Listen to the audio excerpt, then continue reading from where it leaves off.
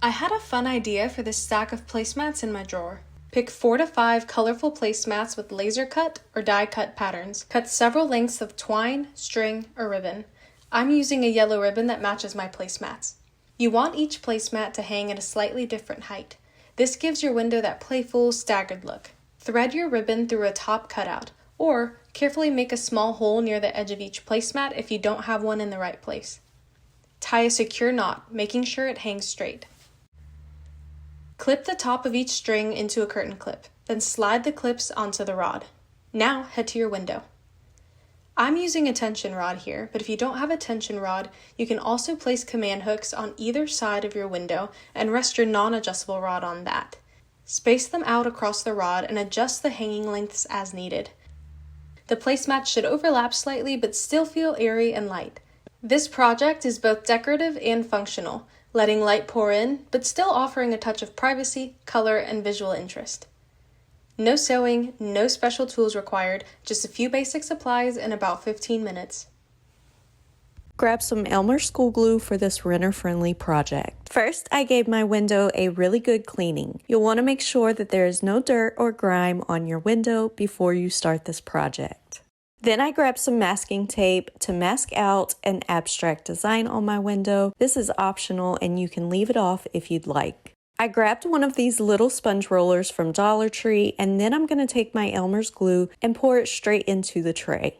I rolled my sponge roller into the tray of glue and I'm squeezing out a lot of the excess. You don't want your roller to be oversaturated. Then I just rolled my glue onto the window in a nice, thin, even layer. For a nice, even, and smooth finish, you'll want to roll your window in one direction. Once I was finished rolling the window, I removed that masking tape before the Elmer's glue could dry. Let the Elmer's glue completely dry, and then you have a wonderful privacy window that is also renter-friendly and can be easily removed. Check out what I found at the dollar store that's going to completely upgrade my builder-grade blinds without replacing them. To get the burlap ready to use, once it's out of the package, all I want to do is get rid of the wrinkles, so I'm just going to iron it on some low heat before I move on. Now that the burlap is nice and smooth, I want to finish the edges. I don't have to worry about the two long edges as they're already finished. I just need to do the side edges. To do that, I'm going to use my low temp glue gun and just put a thin bead of glue along the edge and then fold the burlap over. I only need to fold it over about an inch or two, just enough to catch all the loose edges. Now that that's done, I want to make a pocket for the curtain rod to go through, and I'm going to use my glue gun again. I'm going to fold over the top edge about 2 or 2.5 inches and then glue it down. This is going to create a nice gap that I can slide the rod through. I'm going to do this to the entire length of the burlap until I get to the other end. With all of the edges finished, it's time to put the burlap onto the rod. I'm going to remove the end of the rod to make it easier and then just slip the rod right through that gap that I created at the top of the burlap. I've made sure to put the seams at the back so you can't see them. With the burlap all on, I'll put the end of the curtain rod back on. To finish the look of my faux blinds, I'm going to measure out 2 pieces of twine. I want the twine to be double the width of the burlap, and then I'm going to add on a little bit extra because I'm going to need that for tying later. All that's left to do now for my faux blinds is to scrunch them up and tie the twine. This is going to create a beautiful look that I love. I'll do the same to the other piece of twine, and then I'm done. How pretty are these faux burlap blinds? They make my builder grade blinds look so much better, and they only cost $5. I hope this has inspired you to give your blinds an upgrade as well. Do you have a window that you want to let in light, but you might also need a bit of privacy with? You're going to start this project by measuring out your boards and using a miter box and a handsaw to create 45-degree edges.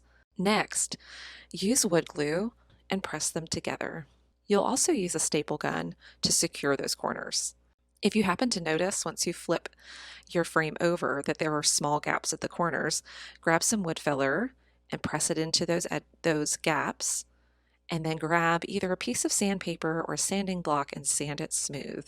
Once you have your frame elevated, go ahead and shake up your favorite color of paint, shake it well, and begin applying the first coat of paint to the frame. Let the paint dry and then repeat. Once that's dry, go ahead and cut a piece of lace to fit your frame. Remember, the lace should be wider and taller than the opening in the middle of the frame. Once the frame is completely dry, flip it over and place the lace on the back side. Use a nail gun to secure the lace all around the frame that you've made. You want to pull the lace tightly as you go around. Now you're ready to use this beautiful frame that you've made to let in natural light, but to also give yourself a bit of privacy. I have this window in my studio office and I decided it needed some fresh curtains. I picked up this one-step tie-dye kit from my local Walmart. It had some really cool ombre pastel colors that I wanted to try. And since I only need the powder for this DIY, I'm going to save the rest of the kit for something else. So I rigged up this setup here with just 2 ladders and a piece of wood, and then I laid my polyester curtain over top.